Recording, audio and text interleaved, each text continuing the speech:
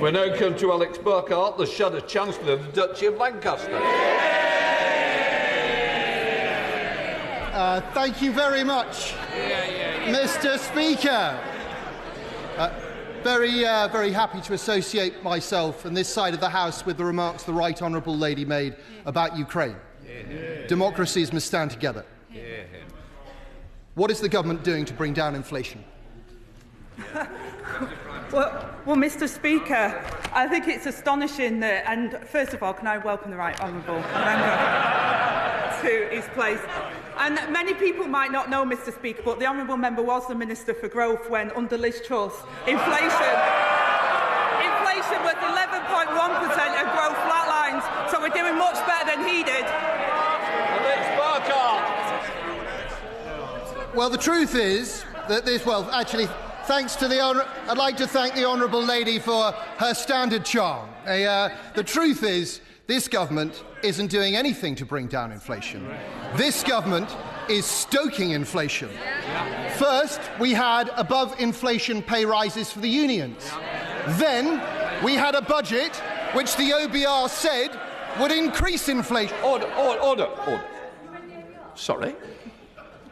Right, I'm going to hear the question. I suggest we all hear it together, then our constituents can understand the answer as well as the question. Alex Burke. Very kind, Mr. Speaker. First, we had above-inflation pay rises for the unions. Then, we had a budget which the OBR said was going to push up inflation. This morning, we had city economists, real economists, Mr. Speaker, saying that next year inflation would hit 3%. Does the Right Honourable Lady agree that this government's decisions mean higher inflation for working people? Mr. Speaker, I'll ask the Honourable Gentleman, 11.1% or 3%? We've already talked about Ukraine, Mr. Speaker. It was Ukraine and COVID that drove up inflation. This government is doing it to the British people. High tax, high inflation, low growth, low reform. There's a word for that, Mr. Speaker. It's Starmerism. Yesterday, like many honourable members on this side of the House, I spoke to farmers from across the United Kingdom. Some of them families who farmed their land for centuries, elderly men in tears, children worried about their parents, all of them worried that their way of life is about to be destroyed. What would the Right Honourable Lady like to say to them? Well, first of all, Mr. Speaker, we are absolutely committed to our British farmers, and that's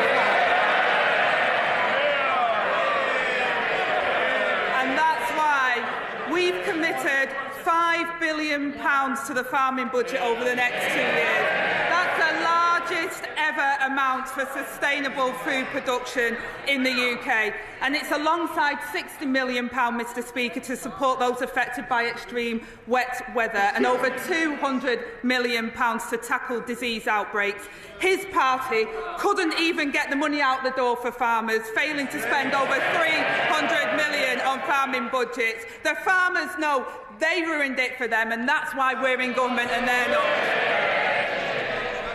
Well, perhaps the Right Honourable Lady thinks that everyone came to London yesterday to thank the government. Let's look at the facts. A typical mid-sized 360-acre family farm in the constituency of my Right Honourable friend for Thirsk and Moulton. They've spoken to their accountant. Their new liability because of this government is £500,000. That's 12 years' worth of profit. When this generation passes away, that farm will become totally unviable, and it's just one of thousands and thousands of similar farms. It's clear the government hasn't got its facts right. The Central Association for Agricultural Valuers, the real experts in this field, say so. The NFU says so. They're shortly to publish a report showing that 75% of all commercial farms will fall above the threshold. If the government isn't going to reverse this terrible policy, will the Right Honourable Lady at least commit that there will be no further increases to inheritance tax and no further reductions to agricultural property relief or business property relief in this Parliament? Well, Mr Speaker, he talks about the facts, and I absolutely stand by the figures the government has set out. And the vast majority of estate owners will be totally unaffected. He wants to talk about the figures, Mr Speaker. I will be crystal clear. The vast majority of estate owners will see no change and pay no tax on land passed on valued at £1 million. Couples can pass on £3 million, Mr Speaker, tax-free, and those above the thresholds will pay only half the normal rate and can pay over 10 years interest-free. This is just another part of the budget that's unravelling, Mr Speaker. Everyone here and all the farmers at home will have heard there was no guarantee there. We know what that means. They're coming back for more. And even if the Honourable Lady had made a promise today, it wouldn't have been worth a fig. We know that the Environment Secretary, before the election, promised the farmers this wouldn't happen. Labour promises get broken. Let's put all of this into context. The Treasury says the family farms tax will raise, on average, £441 million a year. The Treasury also says that the public sector pay rises the government announced in July will cost £9.4 billion a year. That's over 21 times as much. Why does the government think that above-inflation pay rises for the trade unions are worth so... Order! Now then, I don't need any more from the second bench. Can I just say, please, less of it. We've had a bit of a run-in recently and I don't need to have any more. Right. Deputy Prime Minister. Thank you, Mr Speaker. I think it's an audacity for the honourable gentleman to stand there and suggest in some way that Labour broke promises or raised taxes. When I'll school the honourable gentleman, it was his government that raised taxes to the highest level for a generation. It was his government. Sorry? We'll have less as well, unless you want to go and have a cup of tea. Have we heard any more?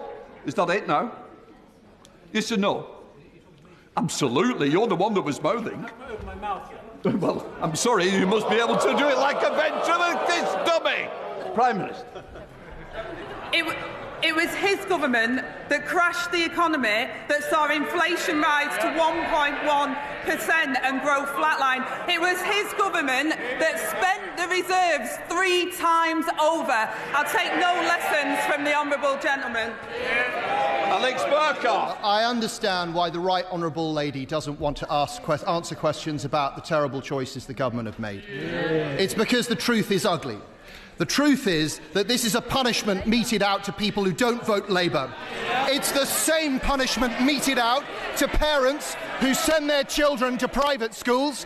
It's the same punishment meted out to the owners of small businesses terrified about national insurance contributions. And it's the same punishment meted out to pensioners who can't afford to pay their fuel this winter. Isn't it the truth, Mr Speaker, that if you don't vote Labour, they don't care about you?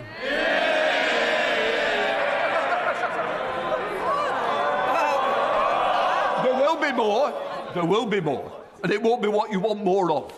Deputy Prime Minister. Well, Mr Speaker, after that display, he clearly didn't recognise the result of the general election. And has learnt nothing. While this government has been fixing the mess that they left, the Conservatives have been desperately trying to rewrite history. They come here every week jumping on a new bandwagon, taking a new pot shot, but absolutely no word on what they'll do differently. Last week, the Leader of the Opposition admitted she supported Labour's plans to invest in NHS, schools and homes. But what they want is all the benefits of the budget, Mr Speaker, but have no idea how they'll pay for it. Mr Speaker, the faces may change, but it's the same old Tory party. Straight back to putting everything on their credit card, spending their reserves 3 times over. We took the difficult decisions to fix the £22 billion black hole that they left behind, and while they're reinventing the past, we're investing in the future. If you don't like political drama but still want to know what's actually going on, then stick around. Here are 10 takeaways from today's explosive PMQs. Right, let's get into it. Deputy PM Angela Rayner kicked things off, marking 1,000 days since the Ukraine invasion, firmly vowing UK support. Then, brace yourself, a loophole in the Human Tissue Act means human remains are being flogged online. Rayner promised action, pronto, but the drama didn't stop there. Inflation? MPs were at each other's throats, blaming everything from wage rises to global pressures. Andy MacDonald! Andy MacDonald! Thank you, Mr. Speaker. In a new report, Human Rights Watch have set out irrefutably how Israeli authorities are committing the war crimes of forcible transfer in Gaza, which amounts to crimes against humanity. Israel's evacuation system fails to ensure civilian safety. Civilians are not provided with access to health, nutrition and shelter, compounded by the banning of UNRWA, with much of Gaza now uninhabitable. Will the government acknowledge that Israel has carried out mass forced displacement in Gaza, and will it take concrete measures on arms, trade and Israeli officials in order to comply with its duty to prevent genocide and protect Palestinian lives? Thank you, Mr. Speaker. The situation in the Middle East is catastrophic, and I know the whole House is horrified at the terrible loss of civilian life. We are calling at every opportunity for an immediate ceasefire with the release of the hostages and more aid into Gaza. But we do urge Israel to ensure that UNRWA can continue its life-saving work, something the Foreign Secretary has discussed directly with the Israeli Foreign Minister. And we've imposed sanctions in response to appalling incidents of settler violence and suspended export licences for arms following a review that found a clear risk that they may be used to commit or facilitate violations of international law. And we will continue to seek to a two-state solution with a secure Israel, Mr. Speaker, alongside a viable and sovereign Palestine. Come to Daisy Cooper, the Deputy Leader of the Liberal Democrats. Thank you. Thank you, Mr. Speaker. May I associate myself and the Liberal Democrats with the Deputy Prime Minister's remarks on Ukraine? Ahead of the budget, I warned the Deputy Prime Minister that increasing national insurance contributions on social care providers would make the crisis in social care worse.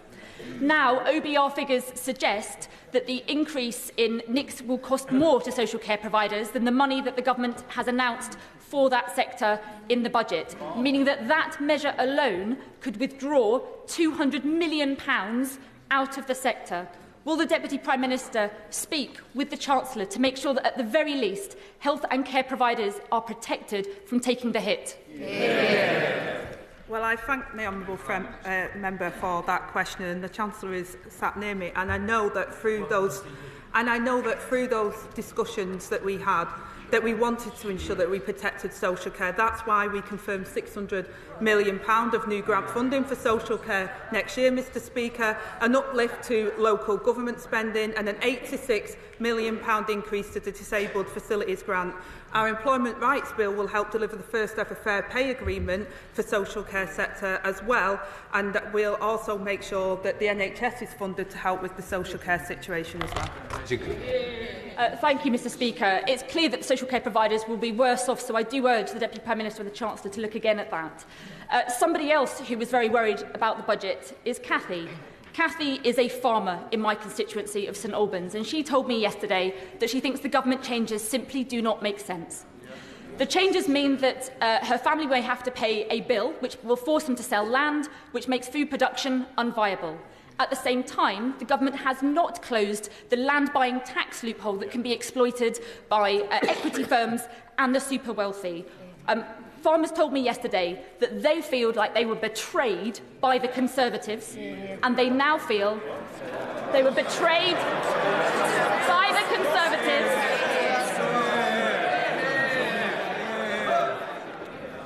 Thank you, Mr. Speaker. Farmers told me yesterday that they feel as though they have been betrayed by the Conservatives, but they now feel like they have also been lied to by Labour. Will the Deputy Prime Minister think again on this measure so that our farmers can feed Britain? Well, again, Mr. Speaker, I'm sorry to hear that Cathy is distressed by what I would say is scaremongering around what the Labour Party is doing. The budget delivered £5 billion for farming over the next 2 years, a record amount. The last government failed to spend £300 million on farmers, and our plan is sensible, fair and proportionate and protects the smaller estates while fixing public services that they rely on. Alex Baker. Thank you, Mr. Speaker. There are only 7 places in England, according to the House Library, where school funding per pupil is lower than my constituency of Aldershot and Farnborough. Does the Deputy Prime Minister agree with me that something has gone badly wrong when teachers are being forced to pay out of their own pocket for basic school supplies, and so many others have left the profession in droves over the past 14 years? 14 years. Will ministers work with me to tackle the root of this problem so that we can give every young person in my constituency and beyond the very best start in life?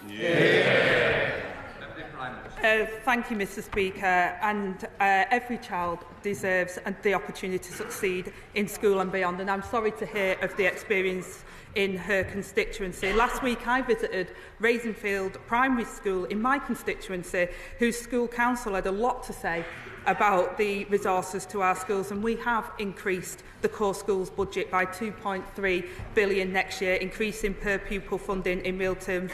And as her constituency, home of the British Army, I know she will also welcome the expansion of childcare support to service families deployed overseas, saving families around £3,400 a year. And I'm happy to ensure she gets a meeting with the relevant minister. Anderson. Rural MPs slammed inheritance tax changes, fearing family farms are at risk, but Labour insists most estates are safe. Things turned heavy with Gaza. Rayner called the situation catastrophic and backed a ceasefire. On home turf, social care and schools funding were grilled, with Rayner defending increased budgets. Police and press freedom? Tense moments, but Rayner stayed tight-lipped. NHS underfunding took a beating. Rayner countered with promises of billions.